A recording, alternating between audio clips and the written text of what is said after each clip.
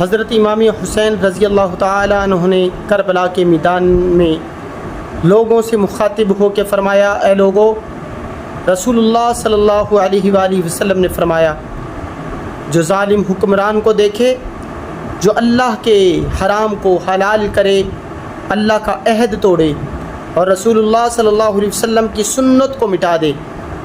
اور پھر وہ چپ رہے، نہ زبان سے بولے نہ ہاتھ سے روکے، تو یاد رکھو اللہ اسے بھی اسی انجام میں شامل کرے گا۔ آپ نے فرمایا، میں حسین ابن علی ہوں، نواسہ رسول صلی اللہ علیہ وآلہ وسلم ہوں، میں دین کو بچانے نکلا ہوں، میں ظالم کے خلاف کھڑا ہوں، میں اپنے نانا کا دین بچانے نکلا ہوں، سر کٹ جائے گا مگر یزید کے ہاتھ پر بیعت نہیں ہوگی۔